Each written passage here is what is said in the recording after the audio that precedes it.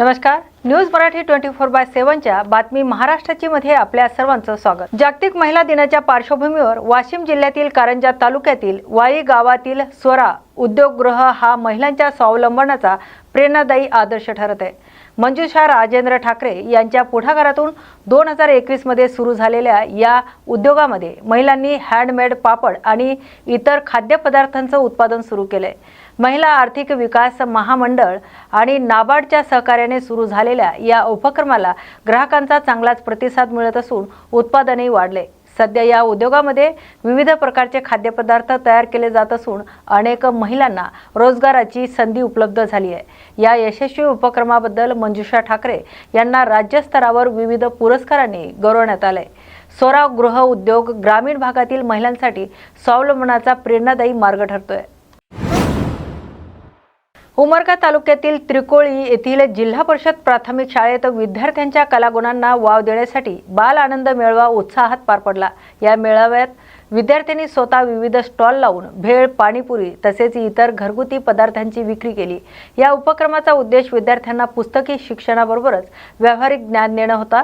तर मेळाव्यात मुलांनी पैशाचं नियोजन, ग्राहकांशी संवाद आणि विक्री कौशल्याचे धडे घेतले।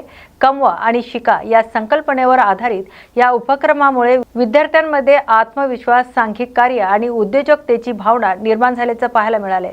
कार्यक्रमाला पालक आणि ग्रामस्थांनी उपस्थित राहून विद्यार्थ्यांचं कौतुक केले। पुणे जिल्ह्यातील देवोशी येथील जागतिक महिला दिनानिमित्त पाणलोट व्यवस्थापनाच्या माध्यमातून हवामान बदल स्वीकृती कार्यक्रमाचे आयोजन करण्यात आले। या कार्यक्रमाला विविध गावातील महिला, सरपंच आणि बचत गटाच्या सदस्यांनी मोठ्या संख्येने उपस्थिती लावली। कार्यक्रमात कृषी अधिकारी प्राजक्ता वाघ यांनी महिलांना बचत गट व्यवस्थापन, सुधारित शेती पद्धती आणि महाविष्ट ॲपच्या वापराबाबत मार्गदर्शन केले। याशिवाय शासनाच्या महिलांसाठी असलेल्या विविध योजनांची माहिती देण्यात आली। दरम्यान महेंद्र कंपनीच्या प्रतिनिधींनी परिसरात राबवण्यात आलेल्या विकास कामाची माहिती दिली। शेवटी विविध उपक्रम आणि सांस्कृतिक कार्यक्रमाद्वारे कार्यक्रमाची सांगता करण्यात आली। या बातमीचा सविस्तर माहिती घेतली आहे पुणे प्रतिनिधी शांताराम शिंदे यांनी। सातबाऱ्याची अट नाहीये, तुमची जागा जरी नसली तुम्ही कॉन्ट्रॅक्ट बेसिसवर किंवा कॉन्ट्रॅक्टने तुम्ही दुसऱ्या जागेवर भाडे तत्वावर तुम्ही करू शकता। तिथले फक्त सगळे पुरावे सादर करावे लागतात, लाईट बिल, 7/12 8 ज्या जागेचं तुम्ही करणार तिथलं भाडे करारपत्र वगैरे। तर त्यासाठी 35% सबसिडी आहे। ते तुम्हाला बँक लोन तयार करून म्हणजे प्रोजेक्ट रिपोर्ट मार्फत बँक लोन वगैरे होणार। जर तुमचा सिबिल स्कोर पण त्यासाठी चांगला पाहिजे, याच्या आधी जर तुम्ही कोणते लोन घेतले असतील तर ते तुमचे वेळोवेळी फेडलेले असले पाहिजे। तुमचा सिबिल स्कोर जर चांगला असेल तर बँक कोणतीही अडचण करत नाही। जर सिबिल स्कोर नसेल तर मग बँकेमार्फत काही अडचणी येतात। तर त्यासाठी आपलं रेकॉर्ड पण चांगलं असलं पाहिजे। आपण तर यासाठी सुद्धा आपल्याला कृषी विभाग नेहमीच सहकार्य करतोय। आपल्याला जास्तीत जास्त महिलांना व्यवसायात आपल्याला चालू करायचे, त्यांना स्वतःचे पाय उभे राहायला पाहिजे। कारण शेती आपल्याला वर्षभर शेतीमधून काही उत्पादन मिळत नाहीये। उन्हाळी हंगामात तर काहीच नाही आपल्याकडे, फक्त भात, सोयाबीन, भुईमूग हे थोड्या प्रमाणात आता नंतर आहे खरीप हंगामात। आता रब्बी हंगामात पण ज्वारी आहे। आता गहू वगैरे तर इकडे होत नाही, हरभरा, ज्वारी, काही कडधान्य पिके आहेत। तर ह्याच्यावर सुद्धा प्रक्रिया उद्योग, पण ह्याच्यावरच तुमचं अवलंबून म्हणजे वर्षभर तुम्ही राहू शकत नाही। तर ह्याच्यासाठी तुम्ही जोडधंदे काहीतरी केले पाहिजे। त्यासाठी आमचंही तुम्हाला वेळोवेळी मार्गदर्शन आहे। वॉटरशेड संस्था पण तुम्हाला नेहमीच ट्रेनिंग वगैरे ते आयोजित करतात। आणि कृषी विज्ञान केंद्र आहे नारायणगावला, तर कृषी विज्ञान केंद्रामार्फत पण ट्रेनिंग घेतले जातात वेगवेगळ्या विषयांवर, महिलांसाठी ट्रेनिंग असतात। तर त्याच्या तुम्ही मला सांगा कधी जर तुम्हाला वाटलं की हे ट्रेनिंग करायचं, किंवा मी ग्रुपलाही टाकत असते, वाटल्यास महिलांचा एक ग्रुप करा, त्याच्यावर आपण नंबर ॲड करू। त्याच्यामध्ये ट्रेनिंग कोणते आहेत आणि ते फ्रीमध्ये आहेत तुम्हाला। फक्त तुम्हाला नारायणगावला इथून जावं लागेल, त्यासाठी तुम्ही जाण्या येण्याचं तेवढं फक्त तुम्हाला आहे। ट्रेनिंगचा काही खर्च नाही आहे। तिथं दर्जेदार आपले शास्त्रज्ञ आहेत, ते चांगलं मार्गदर्शन करतील। वेगवेगळे अधिकारी पण असतात, ते मार्गदर्शन करतील। त्याच्यामधले स्पेशालिस्ट आहेत, ते आपल्याला सांगतील। तर त्या पण ट्रेनिंगचा आपण लाभ घेतला पाहिजे। जर PMFME या योजनेमध्ये जर आपण फॉर्म भरला, त्याच्यामार्फत जर तुमचं मंजूर झालं प्रकरण, तर तुम्हाला ते ट्रेनिंग आहेच, म्हणजे फ्रीमध्येच तुम्हाला ट्रेनिंग करता येते। त्याच्यामधले सगळे बारकावे तुम्ही शिकू शकता, त्या व्यवसायात तुम्ही कसं यश मिळवू शकता किंवा मार्केटिंग वगैरे हे तुम्ही कसं करू शकता, या सगळ्या गोष्टींचा तुम्ही लाभ घेऊ शकता। तर ह्या योजनेमध्ये जास्तीत जास्त महिलांनी पुढाकार घेतला पाहिजे असं मला वाटतं। एवढ्या 1-2 महिन्यामध्ये तुम्ही माझ्याकडे नावं देऊ शकता। तर तुम्हाला बचत गटामार्फत सुद्धा महिला मेळावा घेण्याचा उद्देशच आहे की आपण जे काही आपण एकत्र आहे, जे काही आपण 8 गावांमध्ये काम करतो, महिला एकत्र येणं हा वर्षातून एक जागतिक महिला दिन असं की महिला एकत्र यावा, विचारांची देवाणघेवाण व्हावी. आणि आपणही काय केलं, जे काही पूर्वीचं जसं आता सरांनी पण सांगितलं की बचत गट होत असतात गावामध्ये, बचत गट पण जुने असतात, पण ते पुढं किती काळ टिकवायचे. जसं मॅडमनी पण सांगितलं की बचत गट आहे आमच्याकडे, ज्या महिला काही बचत गटाच्या माध्यमातून वेगवेगळे काम करतात, म्हणजे रोजगार उद्योग व्यवसाय चालू करतात. त्या माध्यमातून पण आपण जे काही वॉटरशेड ऑर्गनायझेशन ट्रस्ट, जी वॉटर संस्था आपल्या परिसरामध्ये, जी कोटक महिंद्रा बँक आहे, त्या आर्थिक सहाय्यामध्ये आपल्या 8 गावांमध्ये काम करते. त्या माध्यमातून जे आपले 4 गावं आहेत, जसे आपण म्हटलं पुण्याच्या साईडचे परसूल, खरपूड, घोटवडी आणि औंधे, अशी हे 4 गावं, असे 12 गावांमध्ये आपला हा वॉटरशेड ऑर्गनायझेशन ट्रस्टचा पाणलोटावरती प्रकल्प चालू आहे. प्रकल्पामध्ये वेगवेगळे उपक्रम पण आहे, जे महिलांच्या विकासासाठी सबलीकरणासाठी आपण प्रयत्न करतो. पण जे काही सुरुवात जी आहे, जो आज आपला जो जागतिक दिन आहे, या जागतिक दिनानिमित्त जे आपण काही काम करणार आहे, जेव्हा आता जे काही कर्तबगार महिला आहे, ज्या आता ताईंनी पण सांगितलं की ती म्हणजे वकील झाले, तर वकिलात म्हणजे आपल्या ग्रामीण भागातून एक मुलगी पुढे येऊन जर शिक्षण घेऊन पुढे वाटचाल करते, तर तीच गोष्ट काही काही महिलांसाठी, मुलींसाठी एक आपल्याला म्हणजे त्याच्याबद्दल आपण काहीतरी शिकत जातो. त्याच माध्यमातून जे काही महिला आहे, ते महिलांना पण आपण वेगवेगळ्या माध्यमातून प्रशिक्षण देतो. प्रशिक्षण देण्याचा उद्देश हाच असतो की महिलांनी आपल्या गावामध्ये, जरी ते आपण म्हणतो की संसाराचा जसे 2 चाकं आहेत, महिला आणि पुरुष, जर संसाराचा गाडा चालवायचा असेल तर दोन्ही चाकं बरोबर चालवावं लागतात. पण ज्यामध्ये जे काही महिला आहे, ती महिला जास्त संसाराचा गाडा हा पुढे ढकलत असते. म्हणजे विशेष करून जे आहे तर बघितलं तर आपण बघितलं की महिलाही जास्त करून कुटुंबावरती जो काही आपला कुटुंबाचा आर्थिक व्यवहार जरी पुरुष सांभाळत असेल, पण बाकीचं जे काही कुटुंबासाठी लागणाऱ्या गरजा आहेत किंवा कामाच्या बाबतीत आहे, त्या गोष्टी ही स्त्री करत असते. स्त्रीचं त्या वेळात वेळ काढून, म्हणजे जे आपण म्हणतो की महिलाची जे काही आपण भूमिका असतात किंवा रूपं असतात, म्हणजे आईपासून सुरुवात होते, पत्नी कशी येते, बहिणी कशी येते, मुली कशी येते, तर प्रत्येक गोष्टीमध्ये ही स्त्री प्रत्येक खांद्याला खांदा लावून काम करत असते. या माध्यमातून आपल्याला जे काही काम करायचं आहे, जे काही काम करतोय आपण, तर यासाठी आपल्याला जे काही महिलांचं सबलीकरण म्हणण्यापेक्षा सक्षमीकरण हे खूप महत्त्वाचं आहे. सबलीकरण तर एक रोज राहतं, पण सक्षमीकरण हे असतं की ते सक्षम होऊ शकतात रोजगारामध्ये किंवा त्यांना 2 पैसे मिळू शकतात. या गोष्टीसाठी आपल्याला या प्रकल्पामधून प्रयत्न करायचे. हा प्रकल्प म्हणजे जो मी आता, जसं मी या वॉटर संस्थेमध्ये मला 13 वर्षापासून काम करतो, पण ज्या परिसरामध्ये माझी आता 1-2 वर्षापूर्वी बदली झाली, बदलीच्या आधी मी या परिसरामध्ये थोडं कारण फिरलो होतं, कारण मी जवळपास इथं चाकण परिसरामध्ये राहणार आहे. तर त्या उमरगा पंचायत समितीच्या सभापती आणि उपसभापती पदाच्या निवडणुकीत आकांक्षा चौगुले यांची सभापतीपदी बिनविरोध निवड करण्यात आली आहे. अनुसूचित जातीसाठी राखीव असलेल्या या पदासाठी शिवसेना शिंदे गटाकडून आकांक्षा चौगुले यांना उमेदवारी देण्यात आली होती. शिवसेना आणि काँग्रेस पक्षाच्या पाठिंब्यामुळे आवश्यक बहुमत मिळाल्याने त्यांची बिनविरोध निवड झाली. दरम्यान उपसभापती पदासाठी झालेल्या निवडणुकीत अपक्ष उमेदवार रेखा इंगळे यांनी भाजपच्या दगडू पाटील यांचा 3 मतांनी पराभव करत विजय मिळवलाय. पंचायत समितीत कोणत्याही एका पक्षाला स्पष्ट बहुमत नसल्यामुळे या निवडणुकीकडे राजकीय वर्तुळाचे लक्ष वेधलंय. यवतमाळ शहरातील हिराचंद मुनत मेमोरियल क्रिटिकेअर हॉस्पिटलवर उपचारातील निष्काळजीपणाचे गंभीर आरोप समोर आले आहेत. आयसीयूमध्ये उपचार घेत असलेल्या 75 वर्षीय पुष्पलता पिंगे यांच्या मृत्यूस रुग्णालय प्रशासन जबाबदार असल्याचा आरोप त्यांच्या मुलाने केलाय. तक्रारदार अमोल पिंगे यांनी दिलेल्या माहितीनुसार आईला हृदयविकाराचा झटका आणि श्वास घेण्यास त्रास होत असतानाही डॉक्टरांनी वेळेवर तपासणी केली नाही असा आरोप करण्यात आलाय. सकाळी काढलेल्या ECG अहवालात गंभीर स्थिती दिसून आली होती, मात्र त्यानंतरही उपचार करण्यात विलंब झाल्याचा दावा करण्यात आलाय. दरम्यान वैद्यकीय नोंदीमध्ये फेरफार आणि CCTV फुटेज न देण्याचाही आरोप करण्यात आलाय. या प्रकरणी जिल्हा शल्य चिकित्साकडे तक्रार दाखल करण्यात आली आहे. या घटनेची चौकशी करण्यासाठी समिती नेमण्यात आली असून पुढील कार्यवाहीकडे सर्वांचं लक्ष लागलंय. या बातमीचा आढावा घेतलाय यवतमाळ जिल्हा प्रतिनिधी कलीम खान यांनी. पूर्णचा जबाबदार हिराचंद मुनोत क्रिटिकल हॉस्पिटलचं प्रशासन जबाबदार. त्या ठिकाणी ICUच्या सुविधेच्या नावानं जे पैसा उफाळला जातो, परंतु कुठल्याही सुविधा ICU सेंटरला नाही. आणि त्या ठिकाणी ज्या तपासण्या व्हायला पाहिजे, डॉक्टर हजर राहायला पाहिजे, डॉक्टरने लक्ष घालायला पाहिजे, ते घातल्या जात नाही. फक्त लोकांकडून पैसा उकळण्याचं काम त्या ठिकाणी केलं जातं. ICUमध्ये त्यांचे मॉनिटर बंद राहतात, डॉक्टर राहत नाही, त्यांचे कर्मचारी तिथं झोपा काढतात आणि नुसतं देवाच्या भरोश्यावर पेशंट सोडल्या जाते. त्या ठिकाणी घरगुती मसाज, बाम लावणं अशा प्रकारच्या सेवा दिल्या जातात. आणि याची तक्रार जेव्हा होते, त्या तक्रार झाल्यानंतर पोलीस विभाग लक्ष देत नाही. पोलीस विभाग म्हणते CS ने अहवाल द्यावा.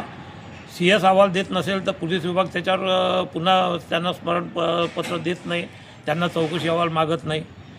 जेव्हा जिल्हा शल्य चिकित्सकच्या लक्षात येते का बा आपण मागूनही हे CCTV फुटेज देत नाही, तर ते आपल्याकडचे प्रकरण झटकण्याचं काम करतात आणि ते वैद्यकीय महाविद्यालयाकडे ते प्रकरण ट्रान्सफर करतात. तिथले जे अधिष्ठाता आहे ते तक्रारदारलाच बोलवतात, त्यांना सांगतात का तुम्ही ते तक्रार तुमची काही कामी येणार नाही आणि तुम्हीच त्याच्यामध्ये फसणार आहे, तुम्ही तक्रार मागं घ्या. आणि जेव्हा तक्रार होते त्यावेळेस त्यांचं तिथून उचलबांगडी होते आणि उचलबांगडी झाल्यानंतर त्याचा चौकशी अहवाल अद्यापपर्यंत आलेला नाही.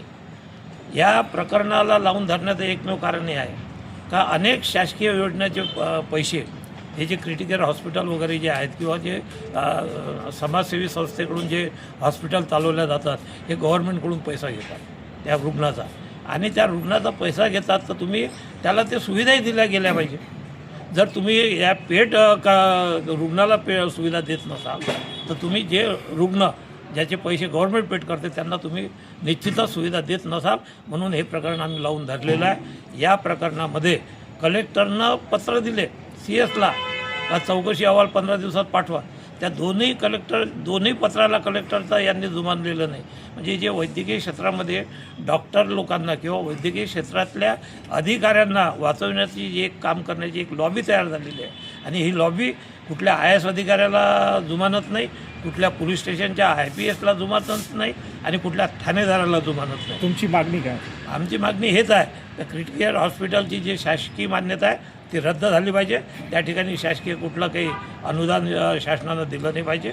त्या ठिकाणी जे रुग्णसेवाच्या ज्या स्कीम आहेत त्या बंद केल्या पाहिजे आणि जे पिंगी कुटुंबाच्या संबंधात ज्यांनी गलथान कारभार केला, CCTV लपवले, त्या ठिकाणचा त्यांनी जो काही व्यवहार केला त्या व्यवहाराच्या अगेन्स्टमध्ये त्यांच्यावर पोलिसात गुन्हे दाखल. वाशिम जिल्ह्यातील मालेगाव तालुक्यातील पिंपळा येथील शेतकरी मुरलीधर धोंगडे यांनी 2 एकर शेतात कांद्याची लागवड करून चांगलं उत्पादन घेतलंय. यावर्षी अग्रीवेल कंपनीच्या बियाण्याची लागवड केल्यामुळे पीक चांगलं आले असून सुमारे 10 ते 14 क्विंटल उत्पादन होण्याची अपेक्षा त्यांनी व्यक्त केली. या उत्पादनातून सुमारे 7 लाख रुपयापर्यंत उत्पन्न मिळण्याची शक्यता असल्याचं धोंगडे यांनी सांगितलंय. शेतात मेहनत घेतल्याचं चांगलं उत्पन्न मिळू शकतं असा अनुभव त्यांनी व्यक्त केलाय. तसेच विदर्भातील शेतकरी बांधवांनी शेतीकडे सकारात्मक दृष्टीने पाहावं आणि आत्महत्येसारख्या टोकाचा निर्णय घेऊ नये असं आवाहनही त्यांनी केलंय. या बातमीचा आढावा घेतलाय वाशिम जिल्हा प्रतिनिधी भास्करराव गुडदे यांनी.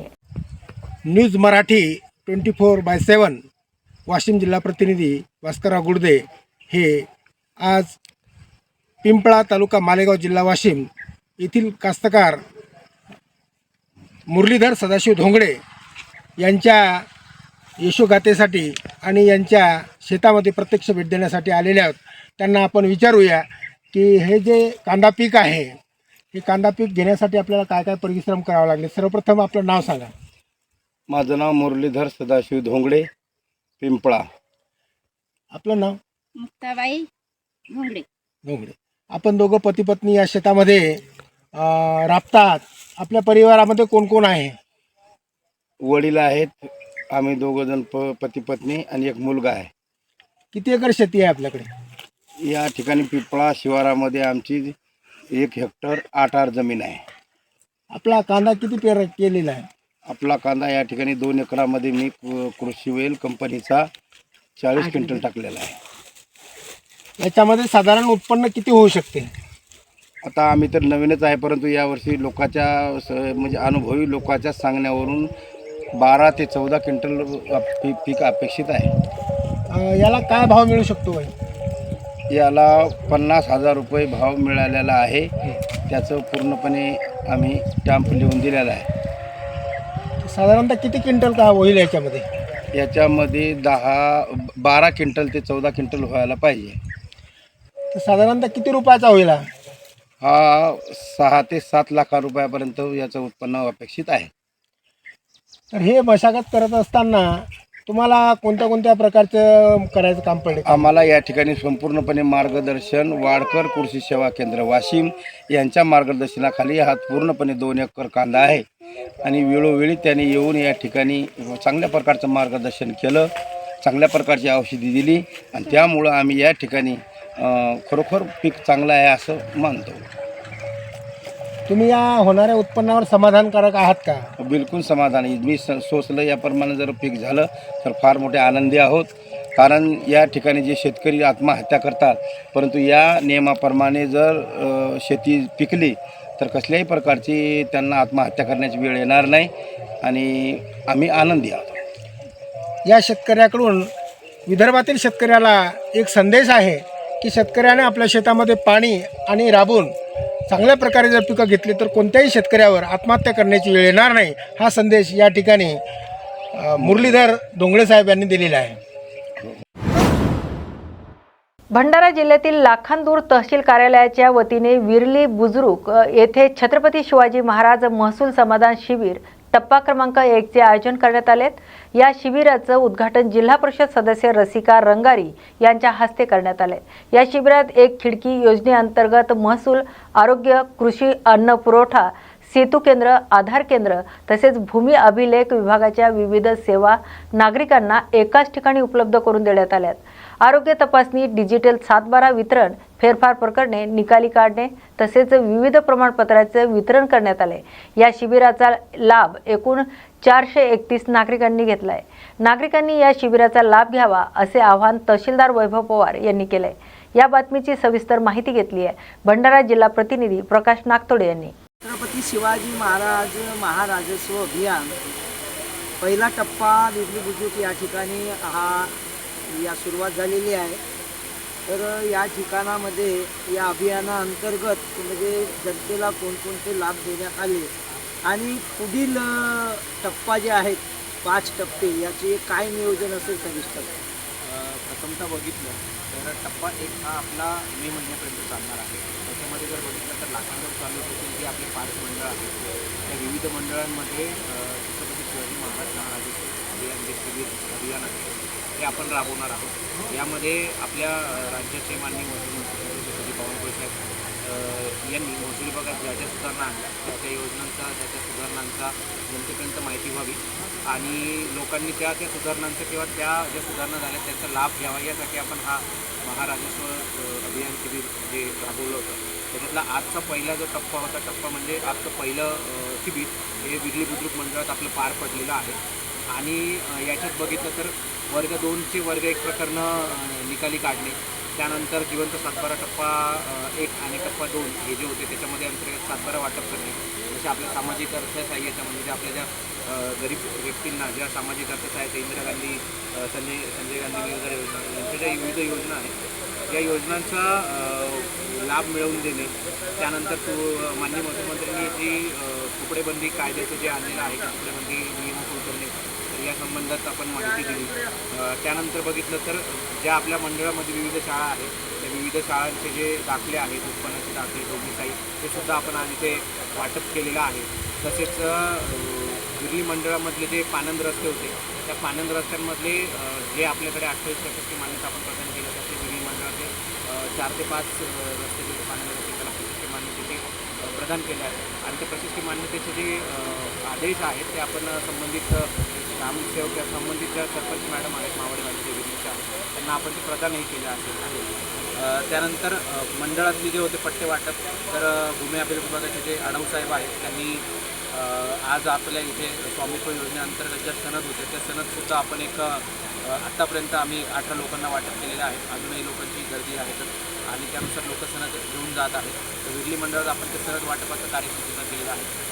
ॲग्रिस्टॅक अंतर्गत फार्मर आय डी आपण काम आज इथे केलेलं आहे करत आहोत. त्यानंतर प्रलंबित असलेले फेरफार होते ते सुद्धा मंडळ अधिकाऱ्यांच्या लॉबीवरून आपण ते दुरुस्त निकाली काढलेले आहेत. तसेच 7/12 मधले ज्या दुरुस्त्या होते त्या दुरुस्त्या सुद्धा निकाली काढण्याचं काम आपण आज इथे केलेले आहेत. तसेच अस्पृश्य संदर्भातले जे सुधारणा आहेत त्या अस्पृश्य संदर्भातल्या सुधारणाबाबत पण येणे जे अधिकार आहेत, जे 42 कलम होतं महाराष्ट्र जमीन महसूल अधिनियम शासनामधलं, ते खालीच घेण्यात आलं आहे. महसूल विभागाने ते येण्याचे अधिकार काढून जे नियोजन प्राधिकारी आहेत त्यांना ते अधिकार प्रदान केले. त्याबाबत आपण सध्या DRबद्दल सुद्धा आपण माहिती दिलेली आहे. तसेच PM किसान योजनेचा लाभ आरोग्य विभागाच्या यांच्यामार्फत आरोग्य आरोग्य तपासणी शिबिरसुद्धा राबवलं होतं.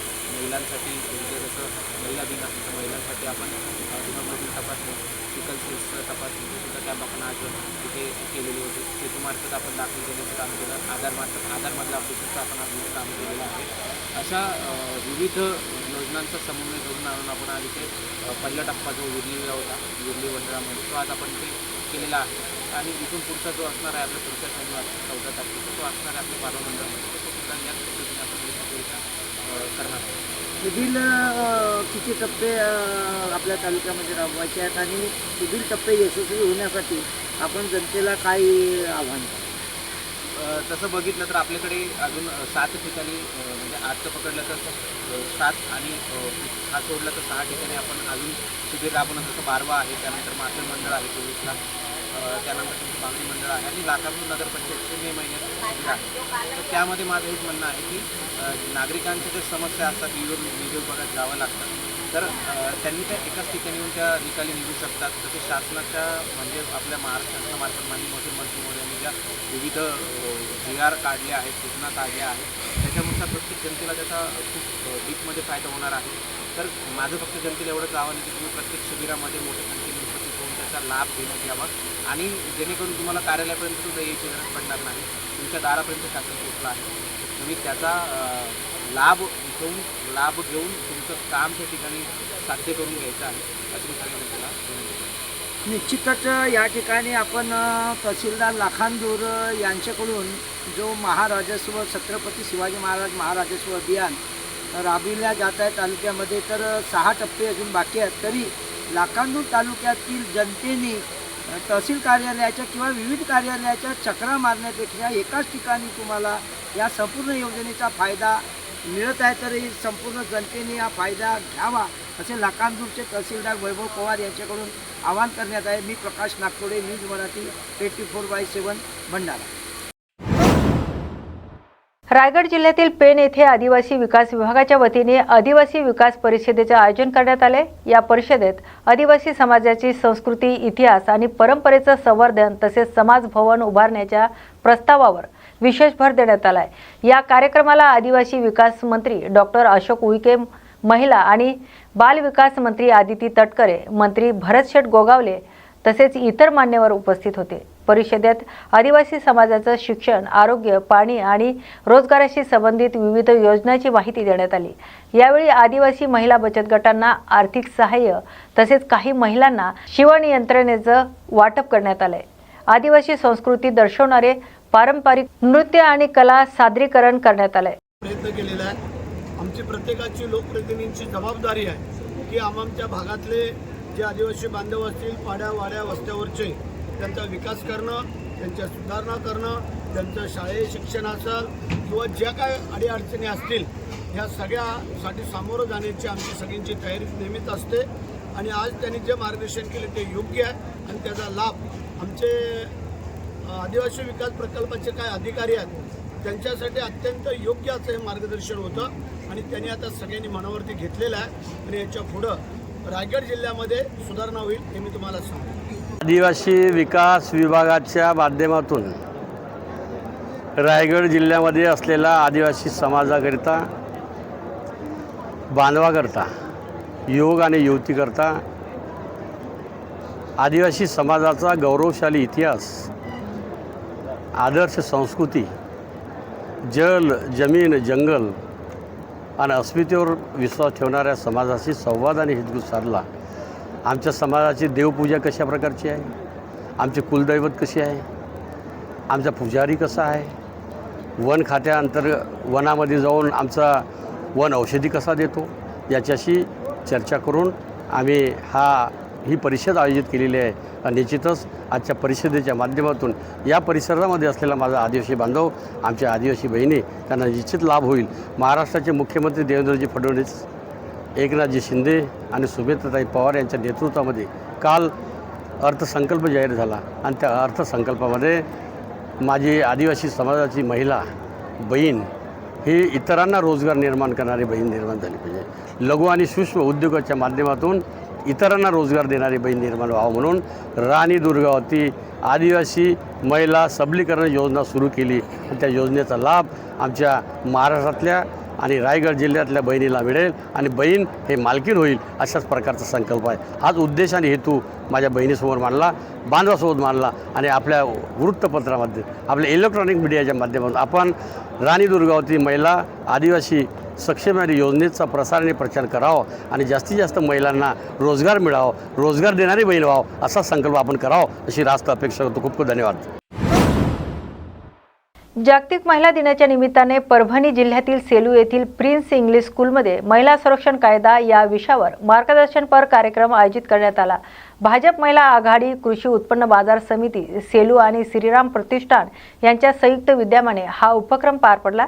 या कार्यक्रमात ॲडव्होकेट रोहिणी बोराडे यांनी महिलांना भारतीय संविधानाने दिलेले हक्क, पोक्सो कायदा, कौटुंबिक हिंसाचार, कामाच्या ठिकाणी होणारा छळ तसेच सायबर गुन्ह्यापासून संरक्षण याबाबत सविस्तर मार्गदर्शन केले.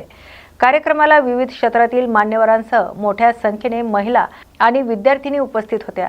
महिलांनी आपल्या हक्काप्रती जागरूक राहणं ही काळाची गरज असल्याचंही त्यांनी यावेळी अधोरेखित केलंय. राज्य शासनाच्या वतीने राबवण्यात येत असलेल्या छत्रपती शिवाजी महाराज महाराजस्व समाधान शिबिर अभियानाअंतर्गत यवतमाळ तालुक्यातील अर्जुना येथे विशेष महसूल शिबिराचं आयोजन करण्यात आलंय. या शिबिराला नागरिकांचा उत्स्फूर्त प्रतिसाद मिळत असून महसूल विभागाच्या विविध सेवा गाव पातळीवर उपलब्ध करून देण्याचा या उपक्रमाचा उद्देश आहे. या अभियानाचा टप्पा क्रमांक 1 अंतर्गत यवतमाळ तालुक्यात मंडळनिहाय विशेष महसूल शिबिराचं आयोजन करण्यात येत असल्याची माहिती तहसीलदार डॉक्टर योगेश देशमुख यांनी दिली आहे. या शिबिरामुळे शेतकरी, महिला, विद्यार्थी तसेच सर्वसामान्य नागरिकांना महसूल विभागाच्या विविध सेवा थेट गाव पातळीवर उपलब्ध होत आहेत. त्यामुळे नागरिकांचा वेळ आणि श्रम वाचवण्यास मदत होणार असून प्रशासन अधिक गतिमान आणि लोकभिमुख होण्याचा हातभार लागणार आहे. अर्जुना येथे आज सकाळपासूनच आयोजित करण्यात आलेल्या या शिबिरात मोठ्या संख्येने नागरिक उपस्थित होते. यावेळी निवासी उपजिल्हाधिकारी अनिरुद्ध बक्षी आणि तहसीलदार डॉक्टर योगेश देशमुख यांच्या हस्ते विविध लाभांचं वितरण करण्यात आले. पुणे जिल्ह्यातील आंबेगाव तालुक्यातील अवसारी खुर्द येथे तिथीनुसार छत्रपती शिवाजी महाराजांचा शिवजन्म उत्सव मोठ्या उत्साहात आणि भक्तिमय वातावरणात साजरा केलाय. एक गाव एक शिवजयंती हा संकल्प राबवण्यात ग्रामस्थ, तरुण मंडळी आणि विविध संघटनांनी एकत्र येत हा उत्साह पार पाडलाय. सकाळी किल्ले शिवनेरी येथून शिवज्योतीचं वाजत गाजत आगमन करण्यात आलंय. त्यानंतर महाराजांच्या प्रतिमेचा अभिषेक आणि आरती करण्यात आली. यानंतर शिव व्याख्याते हरिभक्त पारायण आकाश महाराज गरगडे यांचं कीर्तन पार पडले.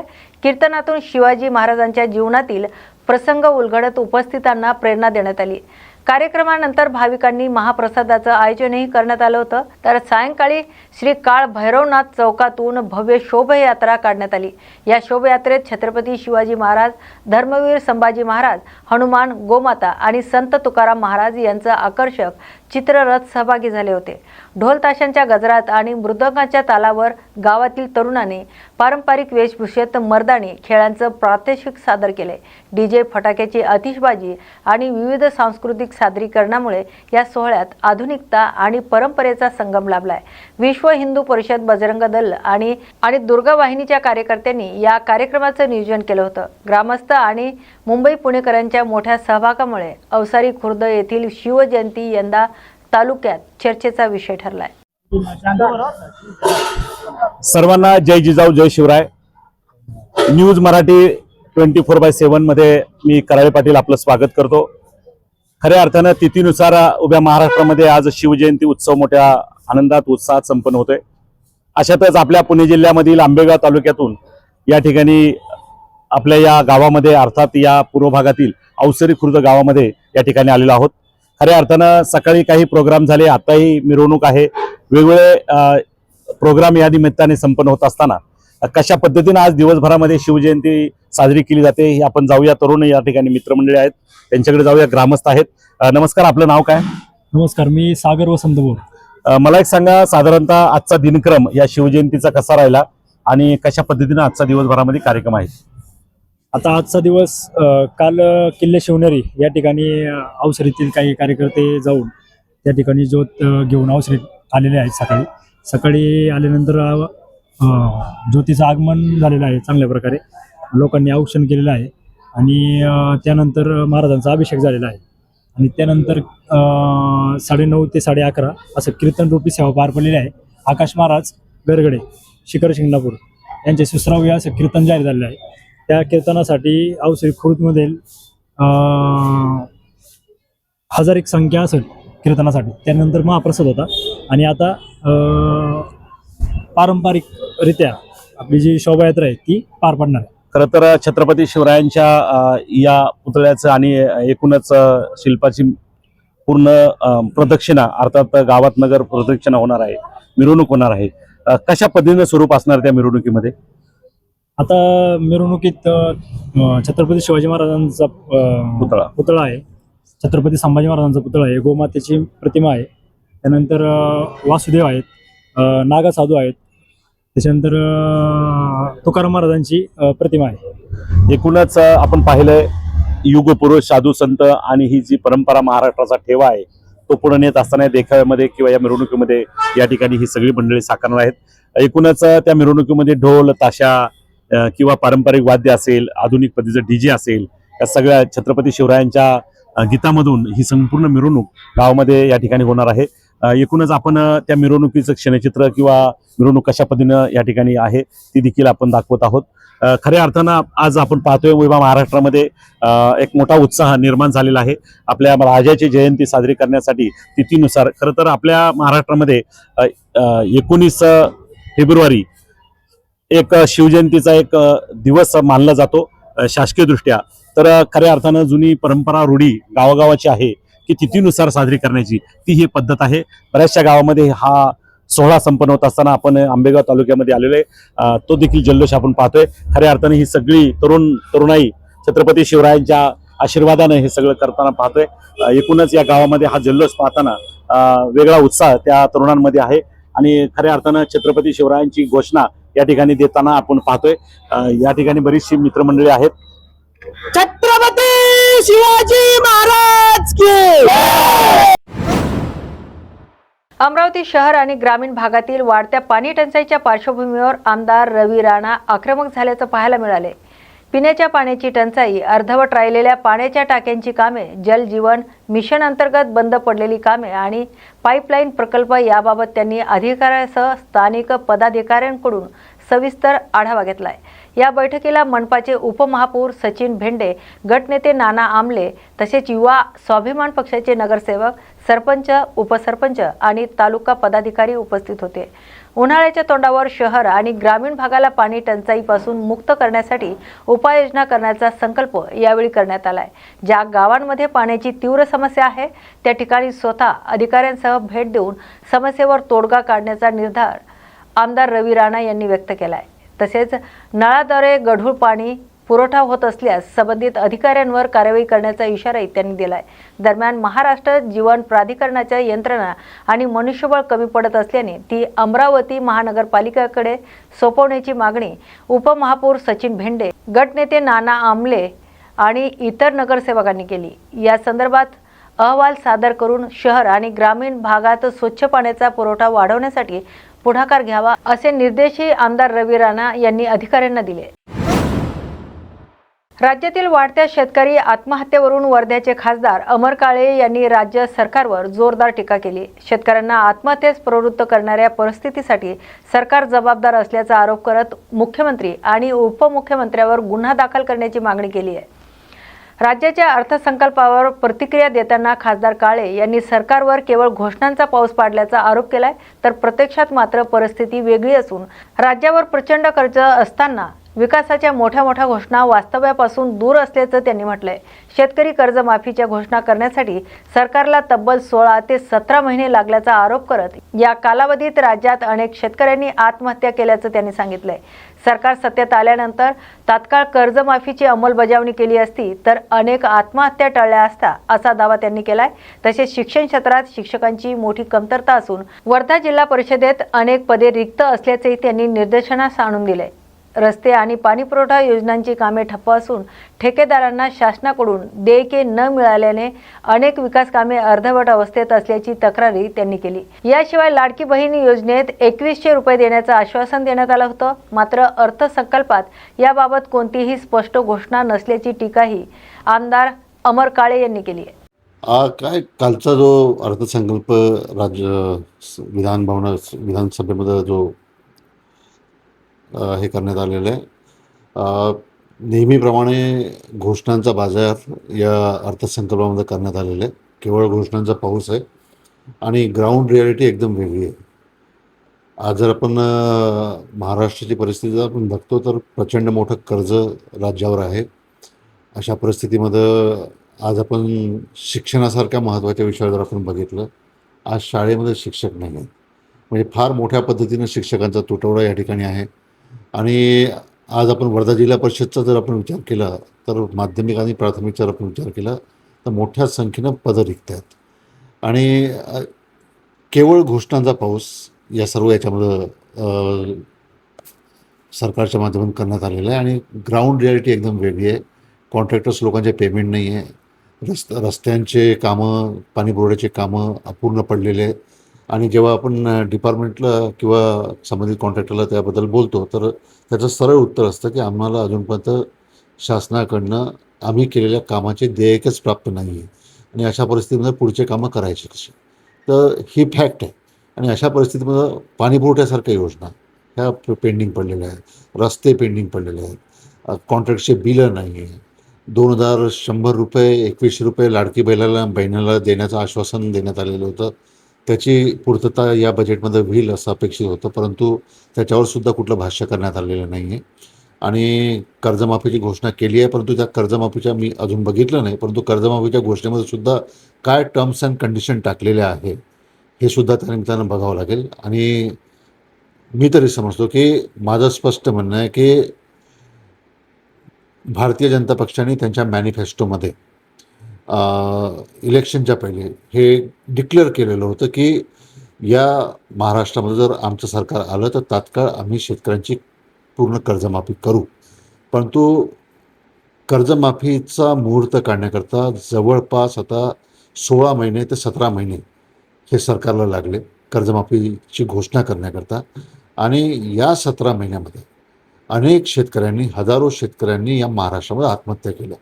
त्यामुळं या सर्व आत्महत्यांकरता मी समजतो की भारतीय जनता पक्षाचं सरकार हे रिस्पॉन्सिबल आहे, हे कारणीभूत आहे. त्यांनी जर तात्काळ कर्जमाफीची अंमलबजावणी सरकार आल्याबरोबर केली असती तर 100% ह्या आत्महत्या झाल्या नसत्या. त्यामुळं या आत्महत्येला सुद्धा सरकार जबाबदार आहे. आणि माझं तर म्हणणं आहे की सरकारवर आत्महत्येचा मुख्यमंत्री असेल किंवा उपमुख्यमंत्री असेल यांच्यावर आत्महत्या करण्याकरता प्रवृत्त केल्याचा गुन्हा हा सुद्धा त्यानिमित्तानं दाखल झाला पाहिजे अशी वर्धा जिल्ह्याचा खासदार म्हणून सुद्धा माझी मागणी आहे. कारण की या लोकांनी प्रवृत्त केलं आहे शेतकऱ्यांना आत्महत्या करण्याकरता. तुम्ही शेतकऱ्यांना सांगितलं तर आम्ही कर्जमाफी करू, 16 17 17 महिने सरकार येऊन तुम्ही कर्जमाफी करत नाही. त्यामुळे तुम्ही शेतकऱ्यांना कर्जमाफी आत्महत्या करण्याकरता प्रवृत्त केलेलं आहे. त्यामुळं आत्महत्येकरता प्रवृत्त करण्याचा गुन्हासुद्धा राज्याच्या मुख्यमंत्र्यावर, उपमुख्यमंत्र्यावर दाखल झाला पाहिजे अशी माझी मागणी आहे. बातमी महाराष्ट्राची या बातमीपत्रात आपण येथेच थांबतोय. अशाच नव्या आणि ताज्या बातम्यांसाठी पाहत राहा न्यूज मराठी 24/7. नवा भारत, नवा विचार.